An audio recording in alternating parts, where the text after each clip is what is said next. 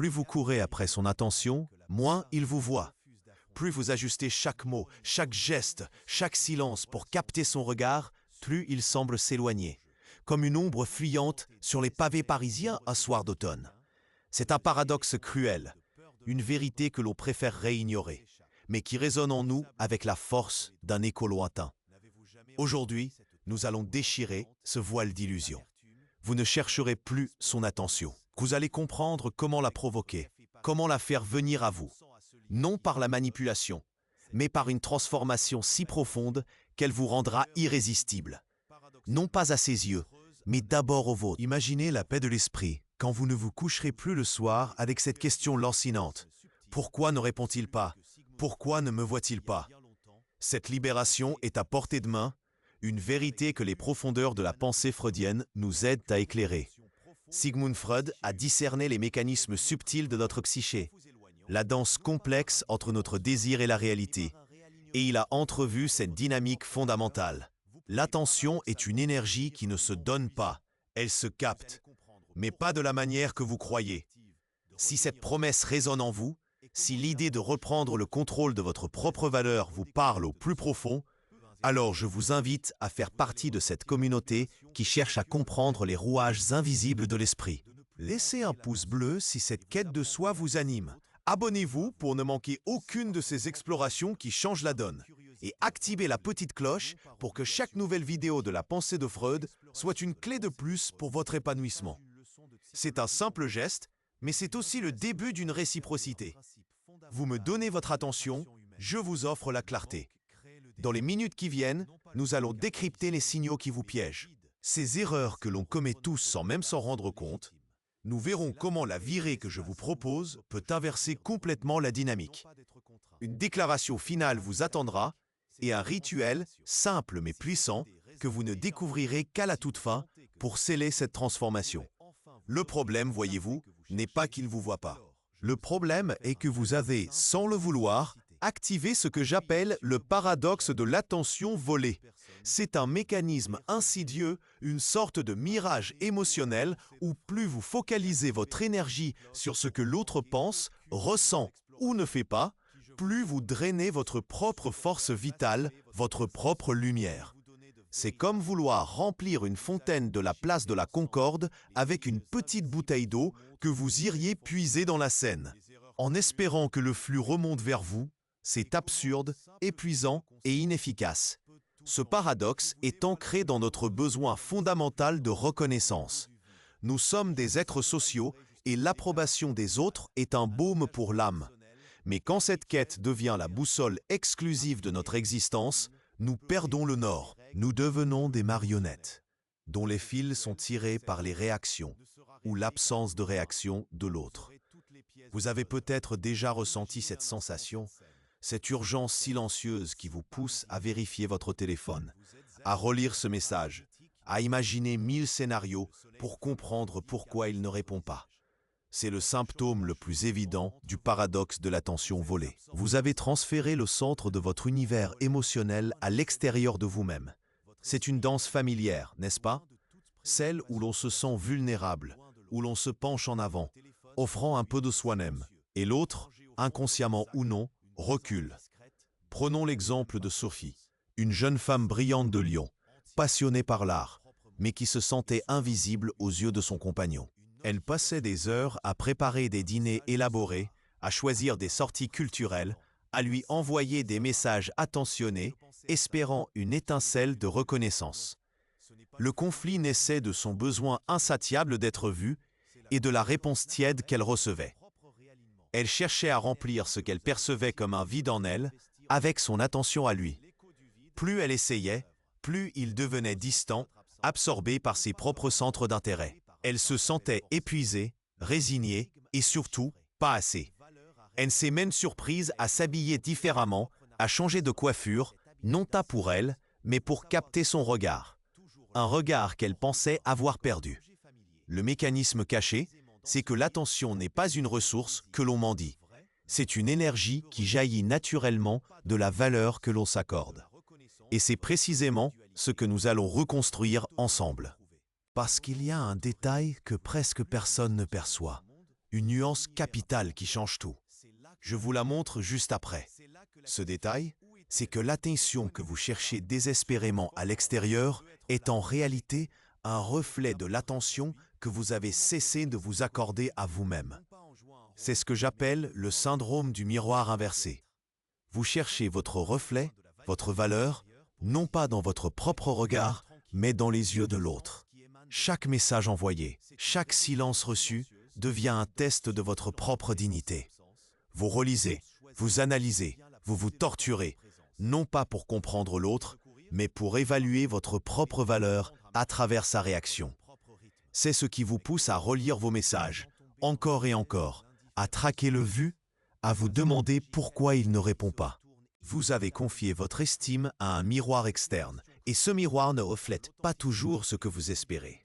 Il vous renvoie parfois une image distordue de votre peur, de votre manque. C'est le piège le plus insidieux du paradoxe de l'attention volée. Vous avez abandonné votre propre souveraineté émotionnelle pour la placer entre les mains d'une autre personne et de ses réactions imprévisibles. La prochaine fois que l'impulsion vous prendra de vérifier son activité en ligne, de relire vos échanges pour une énième fois ou d'attendre fébrilement une notification, arrêtez-vous. Prenez une grande inspiration et demandez-vous, qu'est-ce que je cherche réellement dans cette relecture? Quelle partie de ma valeur est-ce que j'essaie de confirmer à travers sa réaction? Le simple fait de poser la question brise le cycle, il vous replace aux commandes. Vous n'êtes plus une victime passive de son silence, mais un observateur conscient de vos propres mécanismes. C'est une première étape cruciale pour reprendre le contrôle. Mais ce n'est que la surface. Il y a une autre habitude, encore plus sournoise, qui vous maintient dans ce paradoxe de l'attention volée, l'écho de l'autre. Vous adaptez vos centres d'intérêt, vos opinions, parfois même votre personnalité, pour correspondre à l'image que vous croyez qu'il attend de vous. C'est une forme d'auto-effacement silencieux. Vous vous surprenez à parler de ses passions, des films qu'il aime, des sujets qui l'animent, alors que les vôtres restent dans l'ombre, comme des trésors oubliés au fond d'un grenier. Vous riez à ces blagues, même si elles ne vous amusent pas tant. Vous changez vos plans, vos envies, votre emploi du temps, pour vous rendre disponible, espérant que cette disponibilité sans faille sera récompensée par son attention, par un signe qu'il vous a enfin vu. Vous devenez un écho, et non une voix à part entière. C'est une forme de renoncement à votre unicité, un peu comme un artiste de Montmartre qui troquerait ses toiles originales pour reproduire des cartes postales qu'il pense plus vendeuses, perdant ainsi son âme créatrice. Pour aujourd'hui, je vous propose une micro-action simple et puissante. Identifiez une de vos passions, un de vos centres d'intérêt, une de vos opinions que vous avez mises de côté parce que vous pensiez qu'elle n'intéresserait pas l'autre ou qu'elle ne correspondait pas à l'image que vous vouliez projeter. Et parlez-en. Écrivez dessus. Partagez-la avec un ami, avec un membre de votre famille. Non pas pour lui plaire, mais pour vous. Réaffirmez votre propre voix, votre propre couleur. Laissez-la briller, même si personne d'autre ne la voit encore. C'est en cultivant votre jardin intérieur que vous attirez les papillons, et non en courant après eux. Ces comportements sont des reflets d'une peur plus profonde, celle de ne pas être assez, de ne pas mériter l'attention. Mais si vous pouviez transformer cette peur en une puissance tranquille, en une force d'attraction naturelle qui ne dépendrait plus de l'autre, que se passerait-il? C'est ce que nous allons explorer, parce que la clé de cette transformation ne réside pas dans ce que vous faites pour l'autre, mais dans ce que vous faites pour vous-même.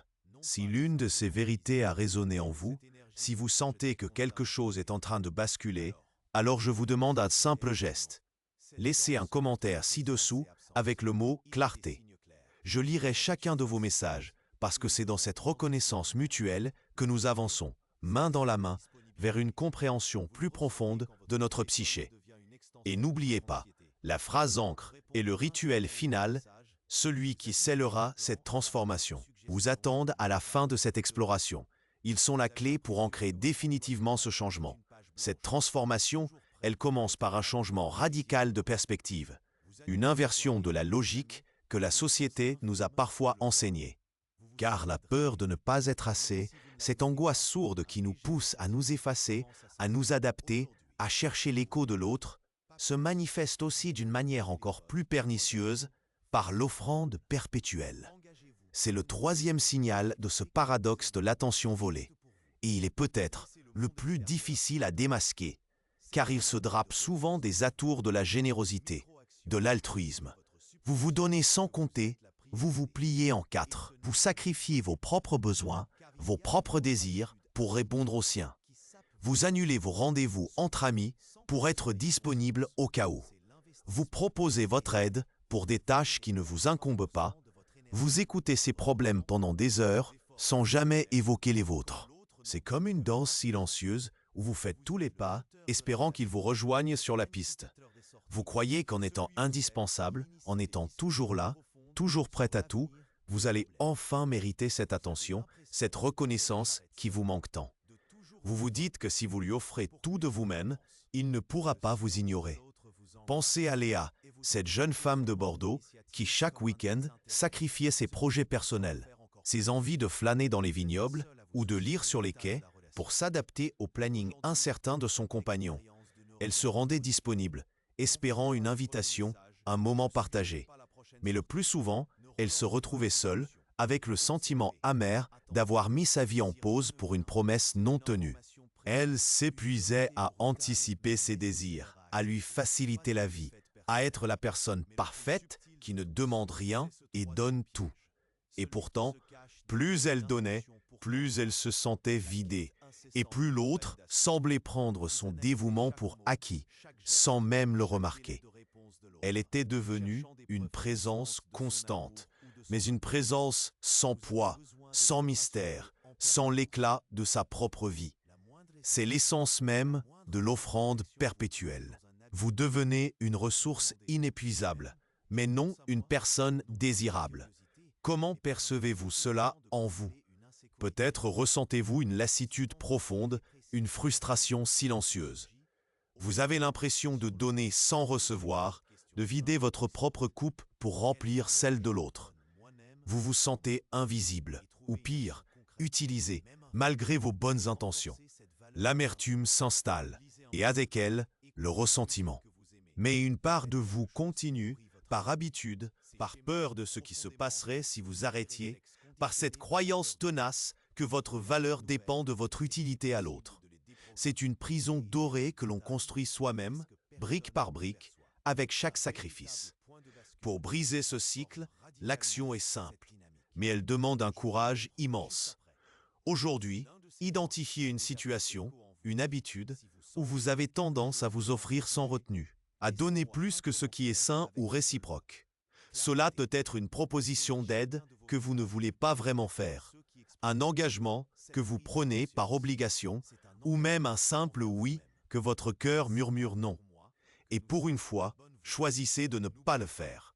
Choisissez de dire non ou de ne rien proposer. Réservez cette énergie, ce temps, cette attention pour vous-même. Offrez-vous un moment de calme, une promenade dans un parc, un café en solitaire ou simplement le droit de ne rien faire. Ce n'est pas de l'égoïsme, c'est de l'autopréservation.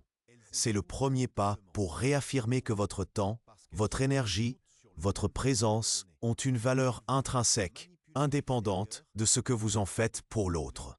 Le paradoxe de l'attention volée se nourrit de cette offrande constante, car il interprète votre générosité comme un manque, comme une tentative désespérée de combler un vide. Il perçoit que vous cherchez à acheter l'attention plutôt qu'à l'inspirer. Et ce qui est acheté n'est jamais vraiment possédé.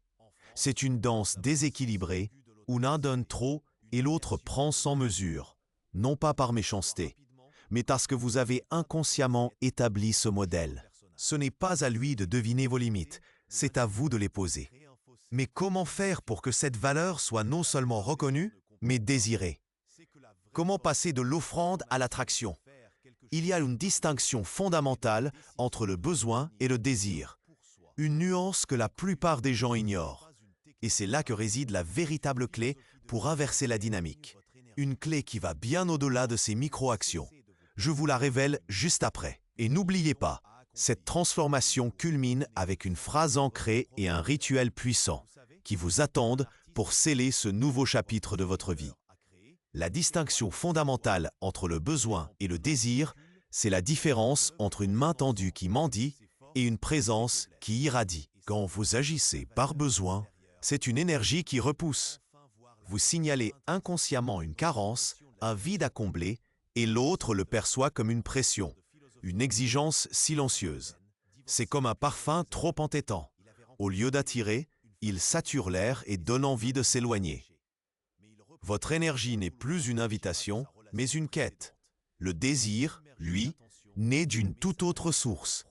Il émane de la plénitude, de la confiance en sa propre valeur, de la certitude que l'on n'a rien à prouver ni à quémander.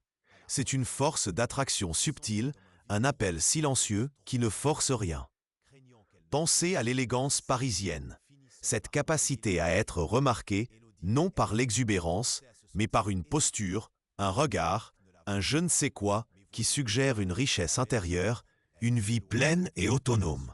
On ne se pare pas pour être vu, mais parce qu'on se sent bien avec soi-même. Et c'est cette authenticité qui capte le regard. Le paradoxe de l'attention volée se nourrit de notre besoin de validation externe. Il se dissipe lorsque vous cultivez votre propre jardin intérieur, lorsque vous transformez ce besoin en un désir d'être pleinement vous-même. La stratégie commune, celle de l'offrande perpétuelle, de l'écho et du miroir inversé, échoue précisément parce qu'elle inverse cette logique. En France, où l'on valorise souvent l'indépendance d'esprit, la singularité et une certaine forme de mystère, se montrer constamment disponible ou trop en quête d'approbation peut involontairement réduire votre attrait. On apprécie la personne qui a sa propre vie, ses propres centres d'intérêt, ses propres convictions, celle qui n'attend pas d'être validée par l'autre pour exister. Chercher son attention à tout prix, c'est comme vouloir forcer une fleur à s'ouvrir. Elle se refermera. La vraie attraction ne se commande pas, elle se mérite par l'affirmation de soi. C'est là que le paradoxe de l'attention volée change complètement la donne. Comprendre ce mécanisme ne consiste pas à jouer un rôle, à manipuler l'autre. Il s'agit de reprendre possession de votre propre énergie, de votre propre estime. Quand vous cessez de vous vider pour l'autre, vous vous remplissez. Et c'est de cette plénitude que naît une nouvelle forme d'attraction. Celle qui ne demande rien, mais qui offre tout simplement votre présence authentique. Prenons l'exemple de Marc, un restaurateur de Nice qui, après une rupture douloureuse, se sentait constamment en quête de la validation de son ex-partenaire. Il envoyait des messages, proposait de l'aider pour des choses futiles, guettait ses réactions sur les réseaux sociaux. Plus il le faisait, plus elle s'éloignait, irritée par ce qu'elle percevait comme un manque d'autonomie. Marc était coincé dans l'offrande perpétuelle. Le déclic est venu un jour où, fatigué de cette course sans fin, il a décidé de se consacrer entièrement à son restaurant, à ses passions. Il a commencé à prendre des cours de cuisine locale, à explorer les marchés provençaux, à reconnecter avec ses amis. Il a cessé de vérifier son téléphone, de relire les anciens messages. Il a retrouvé son propre rythme, sa propre joie.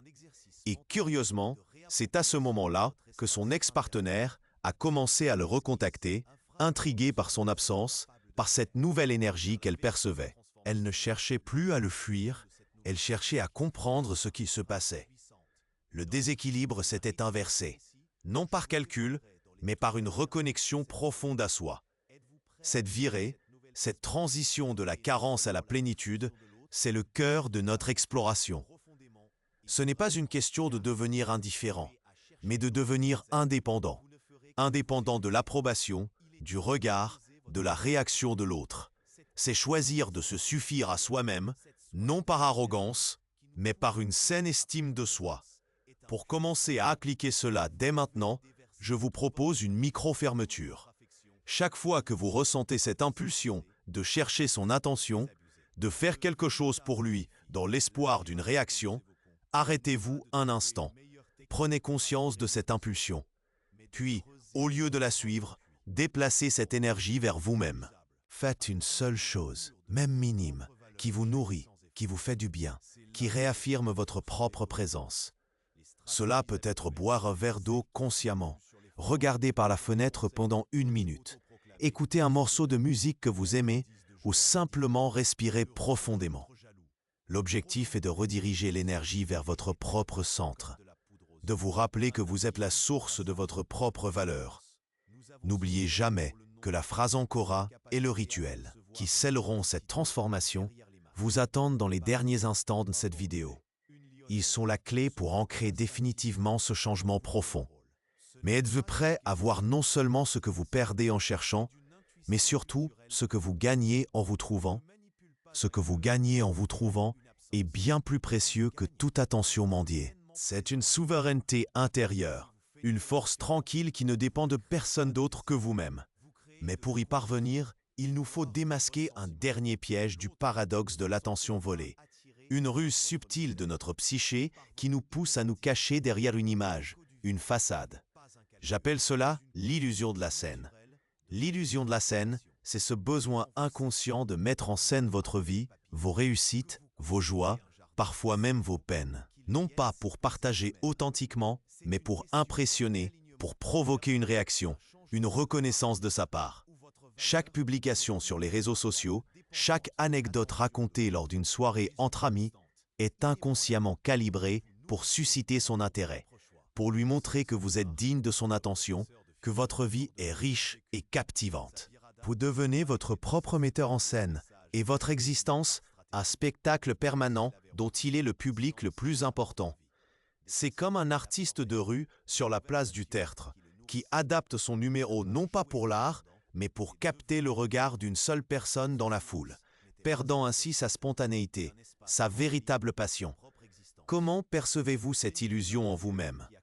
Vous ressentez peut-être une fatigue constante, l'impression de ne jamais pouvoir vous relâcher, d'être toujours en représentation. Vous avez peur d'être découverte, de ne pas être à la hauteur de l'image que vous projetez, de décevoir. Vous mesurez vos mots, vous filtrez vos pensées, vous embellissez la réalité. L'autre, même s'il ne le verbalise pas, perçoit cette distance, ce manque de spontanéité. La connexion reste superficielle, car elle n'est pas basée sur qui vous êtes réellement, avec vos fêlures et vos beautés, mais sur qui vous jouez d'être. C'est comme admirer un tableau superbement encadré dans un musée, mais sans jamais pouvoir toucher la toile, sentir les aspérités de la peinture. On admire le cadre, mais on ne se connecte pas à l'œuvre. Vous devenez une image à contempler, non une personne à connaître. Pour briser cette illusion de la scène, l'action est un acte de courage tranquille, un retour à la simplicité. Aujourd'hui, choisissez un moment, une interaction, une communication et décidez consciemment de ne rien jouer, de ne rien chercher à prouver, à impressionner, à manipuler sa perception, de simplement être, parler de ce qui vous anime vraiment, sans filtre, sans phare. Partagez une pensée honnête, même si elle n'est pas parfaite ou impressionnante à ses yeux. Laissez tomber le masque, même pour quelques instants. C'est en vous montrant vulnérable, authentique, imparfaite, que vous ouvrez la porte à une connexion réelle, profonde. Car ce n'est pas l'image parfaite qui attire, c'est l'âme vraie qui résonne. Le paradoxe de l'attention volée se nourrit de cette performance constante, car il interprète votre besoin d'approbation comme un signe de faiblesse, un manque de confiance en votre propre valeur. Il perçoit que vous cherchez à vous vendre plutôt qu'à vous révéler. Et ce qui est vendu n'est jamais vraiment désiré pour ce que c'est, mais pour ce que cela représente.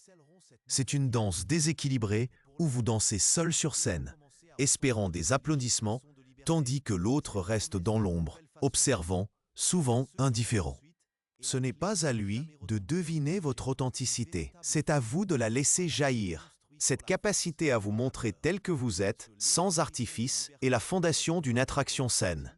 Elle crée un mystère non pas par le non-dit, mais par la profondeur de votre être. En France, on admire la personne qui a du caractère, qui ose être elle-même, même si cela bouscule.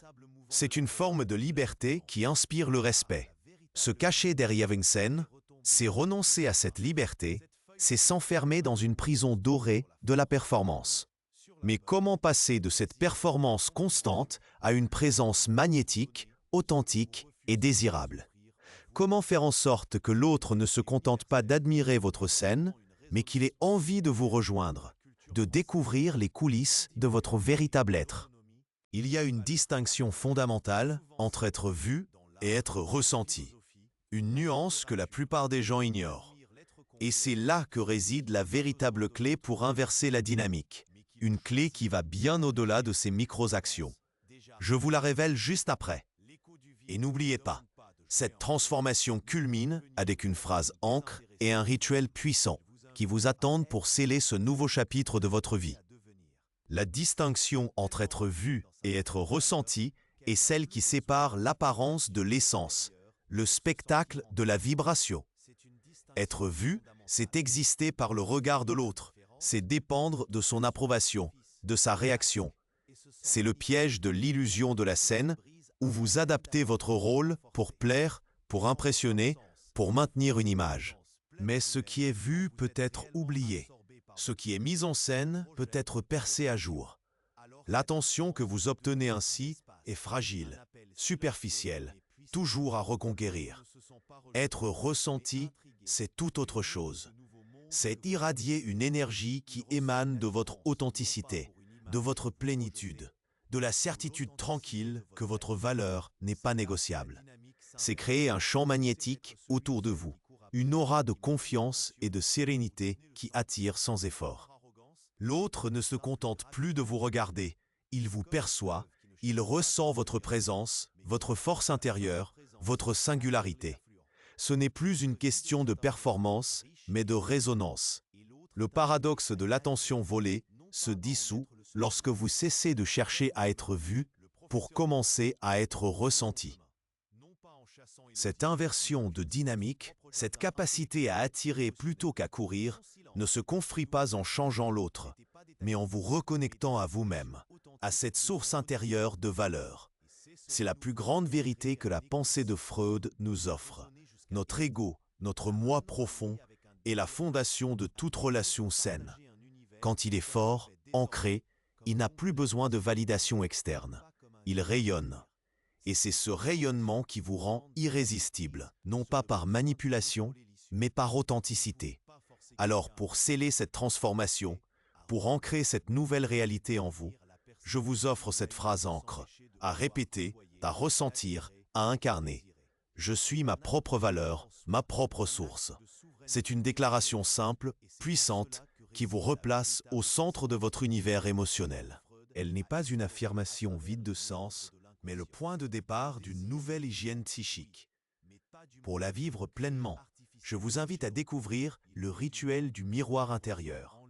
Ce n'est pas de la vanité, c'est un acte de reconnexion profonde, une pratique quotidienne pour réapprendre à vous voir, à vous apprécier sans filtre externe, pour renforcer cet ego que nous avons évoqué. Pendant les 21 prochains jours, chaque matin, offrez-vous 5 minutes devant un miroir. 1. Tenez-vous devant le miroir. 3. Les épaules détendues. Prenez une inspiration profonde. 2. Observez votre reflet sans jugement. Ne cherchez pas les défauts, ne vous comparez pas. Regardez simplement la personne qui est là. 3. Reconnaissez votre présence. Dites-vous intérieurement, je suis là, c'est moi. 4. Appréciez-vous sans filtre externe. Laissez tomber les attentes et autres, les images que l'on vous a renvoyées. Voyez la force, la beauté, l'unicité qui émane de vous. 5. Affirmez-vous avec sérénité. Dites à haute voix ou dans votre cœur, je suis ma propre valeur, ma propre source. Sentez cette vérité s'ancrer en vous. Ce rituel, répété jour après jour, va progressivement reconnecter votre moi idéal, renforcer votre confiance et vous permettre de vous affirmer avec une sérénité nouvelle. Vous cesserez de chercher son attention, parce que vous aurez trouvé la vôtre. Et c'est alors, et seulement alors, que vous le verrez, lui, supplier pour la vôtre. Quand cette transformation silencieuse s'opérera, quand vous sentirez cette nouvelle force en vous. Je vous demande de laisser un commentaire sous cette vidéo. Un seul. Une déclaration publique, un engagement envers vous-même qui scellera ce nouveau chapitre. Copiez et collez la phrase suivante sans un mot de plus, sans un mot de moins. Je choisis ma valeur. C'est votre promesse, votre acte de souveraineté. Je lirai chacun de vos engagements et je sais que cette communauté sera là pour célébrer chaque pas de votre chemin. Si cette exploration de la psyché a fait vibrer quelque chose en vous, si elle a allumé une étincelle de clarté, alors il est temps de consolider cette énergie. Laissez un pouce bleu pour signifier que vous avez choisi votre valeur. Commentez avec cette déclaration puissante « Je choisis ma valeur ». Abonnez-vous à La Pensée de Freud pour ne manquer aucune de ces clés qui libèrent l'esprit. Et activez la cloche pour que chaque nouvelle vidéo soit un pas de plus vers votre épanouissement. Et si vous connaissez une personne qui, comme vous, cherche désespérément cette attention et se perd en chemin, partagez-lui cette vidéo.